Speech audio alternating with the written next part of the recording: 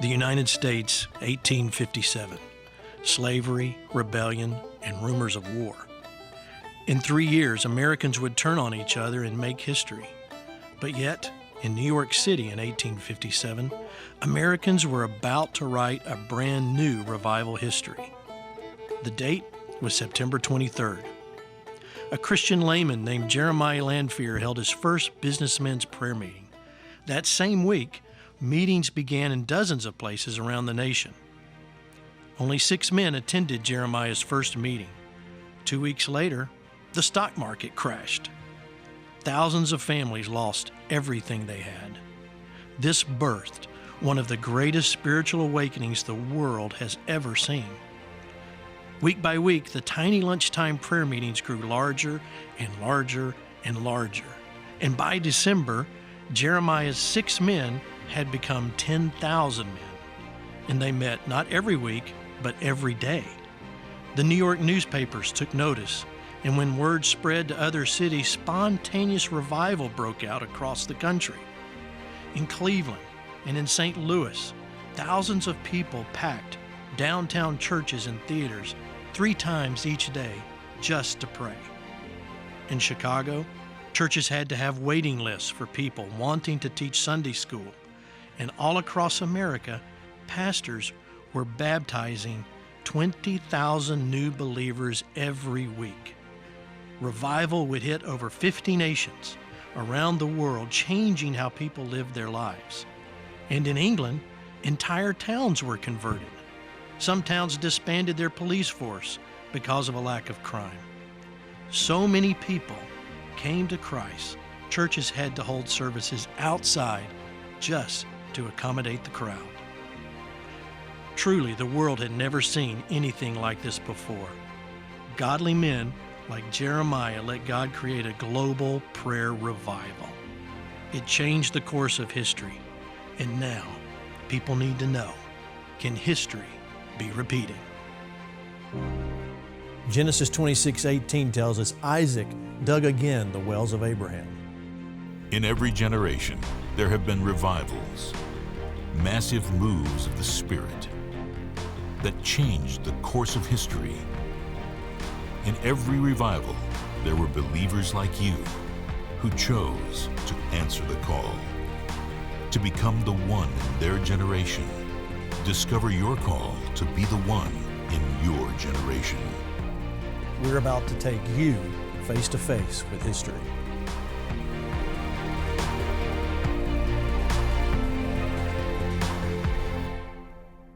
Welcome to Revival Radio TV. I'm your host, Pastor Gene Bailey, and I'm here again, Linda Lane. What's your name again? Doug Bonner and Pastor Greg Stevens. Thank you guys for being here.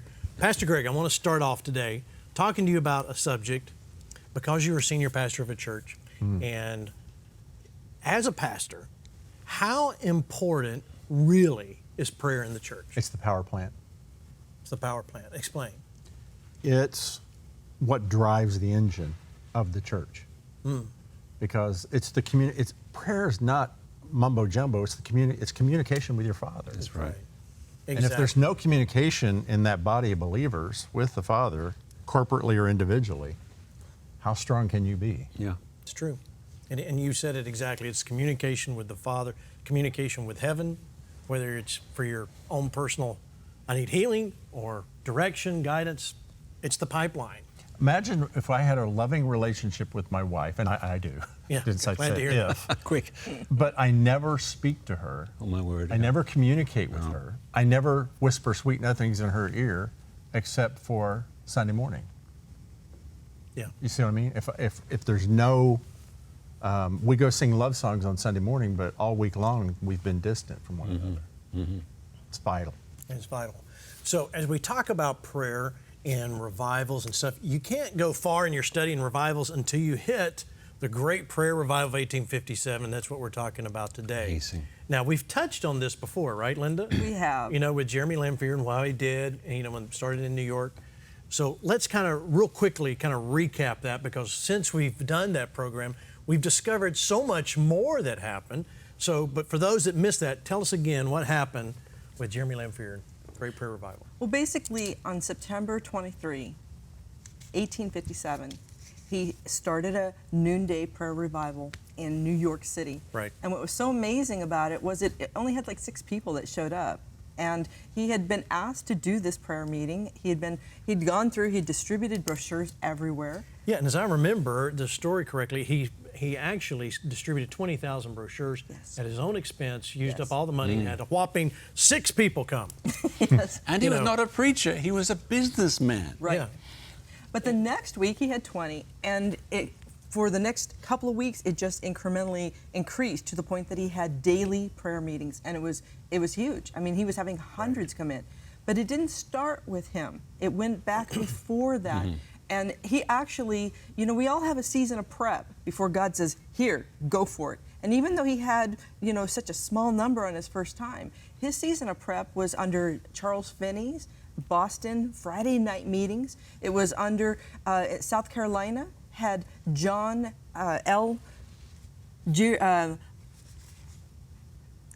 John Girardeau, and this was from South Carolina. This guy could have been a pastor anywhere. He had the ticket, he had the charm, he had the credits, he had He doesn't the take anointing. a very good picture there. Yeah. And the thing is that he chose to go to a church in South Carolina that had 48 church members. It was before the Civil War, and they were black slaves. But they were very special because as they were having their services and their prayer time, it started with the prayer for them. Right. The Spirit of God landed on him one night, and he said, this is it.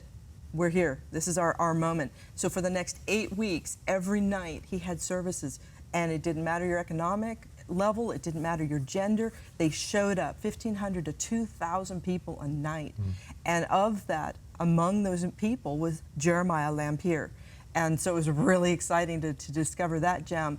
And then he went back, into what was going to be his life in New York City, and he took revival with him. So before you go any further with that, Doug, I know I'm asking the Brit something about America. Oh, this is not good. But in that, Yep. and you mentioned something before we went on air about when I look back at Jeremy Lamphere and what he did with his prayer meeting, it was from 12 o'clock to 1 o'clock every day. Yeah.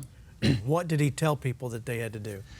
They had a rule, and you must not break this rule. It's the 5-minute rule, because they wanted to give as many people an opportunity to pray. So it was a poster. It was the 5-minute rule, and people were invited to Right. come in the businessman's lunch hour. Now, his background was a businessman, and he realized all these people in New York, Fulton Street is where it is. Right. Well, I mean, today, that street is in the shadow of the World Trade Center. Right. And so he would put out all these bills, and these businessmen started to show up. And something happened in the business world of, well, actually the whole world, actually, at that time. There was a Right. big crash. It was akin to 2008 with no bailouts. Right.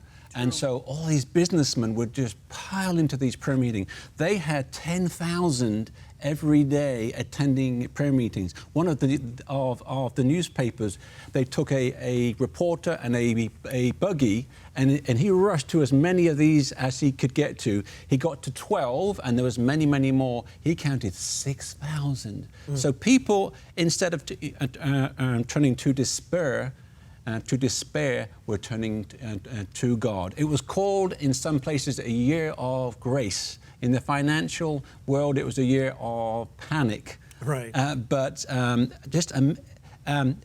the interesting thing was, it was not headed up by a big evangelist or a big Right. name. There was the no-name revival. Yeah, I mean, there was one lady, she traveled from the west part of the country in those days on a train to Fulton Street, and she said this: it was a never-ending, continuous prayer meeting. She would come to one station and stop there. There's a prayer meeting on the train platform. On the train, people were praying everywhere. Now, Greg, Pastor Greg, 1857? 1857. now isn't that like what prayer's supposed to be? Yeah, sure. We've got open communication to God, like you talked about. Yeah, Sure. yeah. So, but now, interesting thing, Greg, in that is that, correct me if I'm wrong here, they couldn't. When we say prayer, we're going to have a prayer meeting or a prayer revival meeting. Typically what happens nowadays is you get there and you go to the church or the meeting, somebody gets up and preaches for an hour. Yeah. Right. You know, right. and then, and then and if you're lucky at some point, I'm not lucky, but you know, if there's some point, somebody eventually prays, and that may be it. And we call it a prayer meeting. That's not a prayer meeting. No, But that wasn't the way it was there. Was Back in the day, they used to just hang on and hold. Brother Hagin said it this way: pray until you get the release Right. in your spirit. And you pray the word, and you pray till you get that release. You know, the old timers did that. They you know, I call it hanging on to the horns of the altar. Right. You know, and yes. And amazing things would happen. There's a great story here and prayer requests were put in envelopes and handed. Right. And they'd be opened. So a prayer request comes up and says, I'm a Christian, I'm praying for my unsaved husband, and please pray for him. But things would happen in these prayer meetings that you would not expect. So a man gets up, a big burly guy, and says, I think I'm that man, and please pray for me. He sits down, and someone else gets up and goes, no, I'm sure I'm that man. And about 5 or 6 people just got up. That was in a prayer meeting in Kalamazoo. And as a result of that, 600 people, you know, got saved. Who would have heard such a thing? It's a prayer meeting, but people would come, and there's not much preaching in these at all. Right. It's just prayer. Right. And people actually, they preferred to go to a prayer meeting than to a preaching meeting. True. Yeah. Well, in New York City, the businessmen gathered and they rented a theater. And in many of the prayer meetings, it was very male-oriented, but in this prayer meeting, they allowed any gender, any color to speak and participate.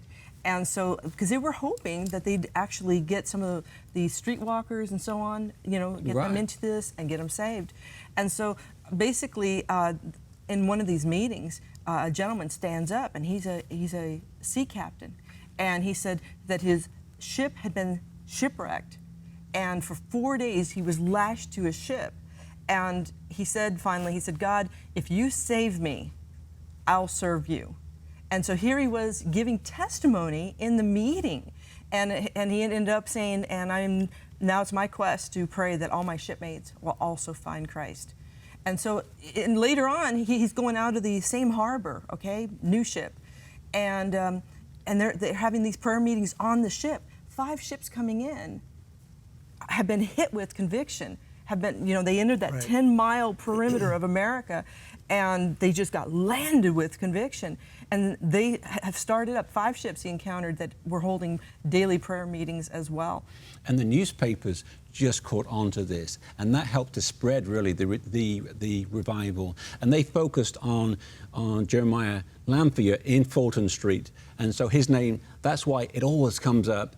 But it spread over, to Northern Ireland, to South Africa, 7 all different places. Wait, before you get into that, Yeah. so because I know it went international. Yeah. But let's before we get into the international part.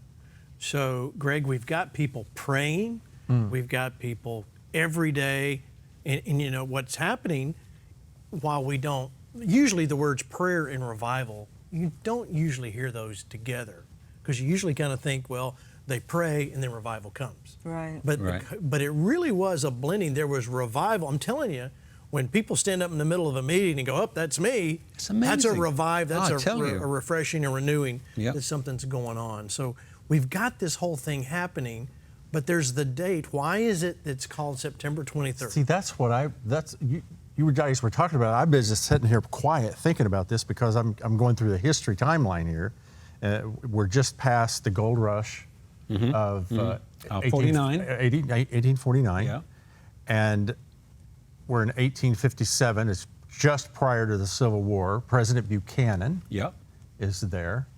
Buchanan is a bachelor, the only bachelor president we ever had, the 15th president of the United States.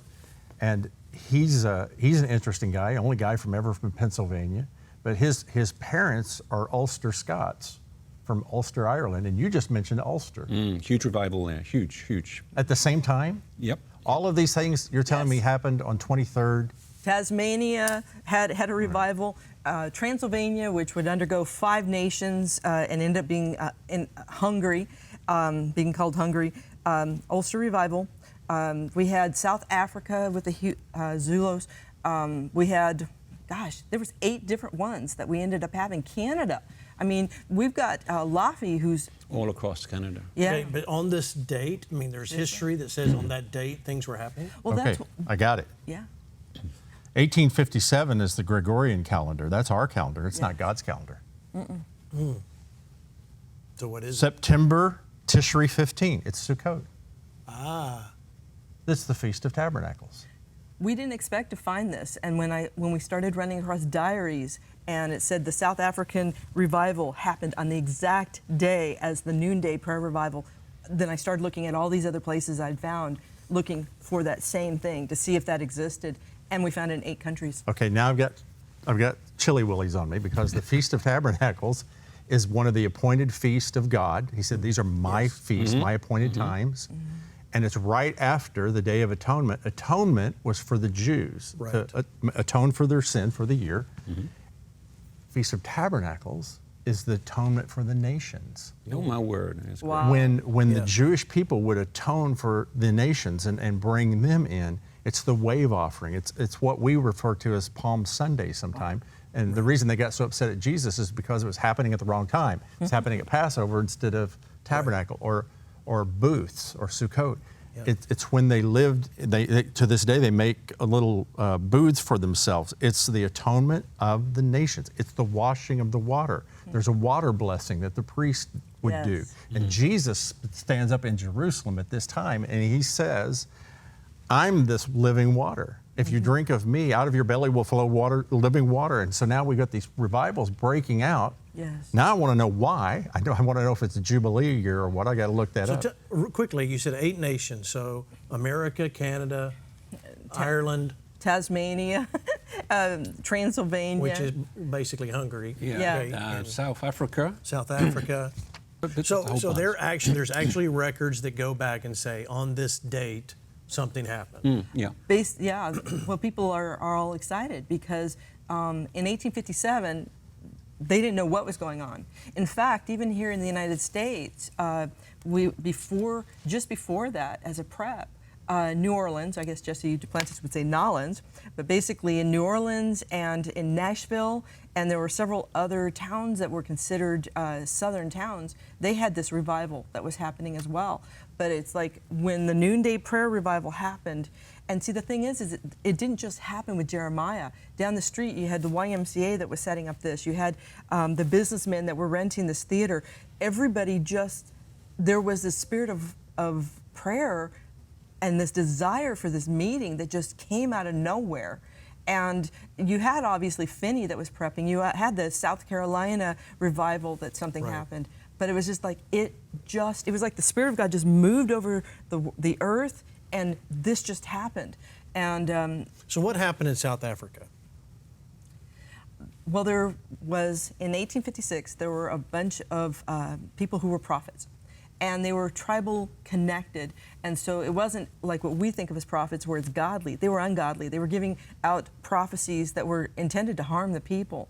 And so this one 16-year-old girl, she tells this long prophecy about, oh, the sun's going to turn this color. And if you kill your animals, if you destroy your grain, the British who were occupying that area will be driven to the sea. So they do it. Sorry, Doug. They do it. And the That's problem amazing. is they starved. Yeah. And it was horrid. They started eating each other. Some of the people ran to the missionaries in that area, to the missions, ran to basically, the government said, eventually we'll get around to being able to, how government moves slower. Sure. Well, when it came to the missionaries, they gave them food, they gave them a new start in life, but they also gave them Jesus. And the revival was huge. It broke the tribal structure in that area. And you have to almost sometimes go to that region to understand how strong the tribal structure, how deep that goes, because that is, for that to be broken, that is huge. I mean, it really, really is huge. What was going on over in your neck of the woods? Well, I was there just a couple of months ago in Northern Ireland. I thought you meant you were there in 1857. 1857, that's right, through my little time walk there. Yeah. And I mean, even today, it's an enclave of evangelical Christians. That's 150 years on. But it began, I mean, there were people who were praying, but Right. it broke out through exactly what you've been saying. It was that one person. And that one person was a young man called James McKilkin. And he got saved through one person who was a missionary from England who'd gone to Northern Right. Ireland and had left back Mrs. Colesville, I believe, a failure. And she only won one person to the Lord. That one person was a strict Calvinist who thought he was born saved, and she convinced him he needed a relationship with God. He led 3 of his other friends to the Lord. And these 4 people were a bit bored. They hadn't got anything to do. So a pastor says, you know, guys, do something. Please do something. So they said, we'll get the old schoolhouse and we'll just get people in to pray and read the Bible. Right. And so they just started. And more people came. And then all of a sudden there's hundreds of people. And then the old schoolhouse in Kells is not big enough, so they move it to another place. Yes. But it was happening a lot through the youth and even the children. Now, when it got real big, all the big churches and evangelical auditoriums were filled with people who were praying and preaching. But it's so interesting that they recognized that God would use the children. Right. And a great story there's a man called Henry Montgomery. Now, he wrote a book called The Children of 59, and he tells his story. Amazing. I mean, just think about it. He's a 12-year-old boy, and his daddy just takes him around all these revival centers and these churches. It was 6 o'clock in the morning, not in the evening. He's at a prayer meeting, and there's great quiet and hush there. And this 13-year-old boy is led up to the pulpit. He's got no shoes on his feet. And young Henry, he is just transformed because this boy gives an impassioned plea for people to give their lives to God. And there were prayer meetings that would happen amongst the children. Right. You were showing me a picture in this book. Oh, tremendous. Absolutely outstanding of all the children. Of course, I've lost my place here now. Of all the children, here we go. Just a great story there of, okay, here's a wonderful illustration. A young boy, he's told to remain at home because the family are going, to a prayer meeting. And so, his mom gets back in the evening and she says, little Johnny, how was your day? Thinking, well, I played in the mud. He didn't say that. He said, I had a fine day. Some friends came over and we had a prayer meeting on the side of the road. He's 8 years old. Wow.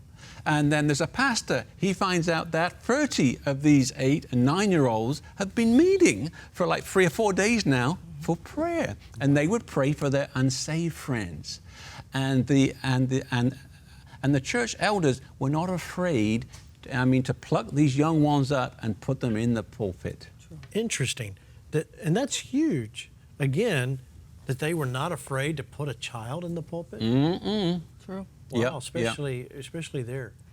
The other thing that we saw with revivals, like with Ulster, is it came in and there was this wave of the Spirit of God that did some, touch the hearts of the people.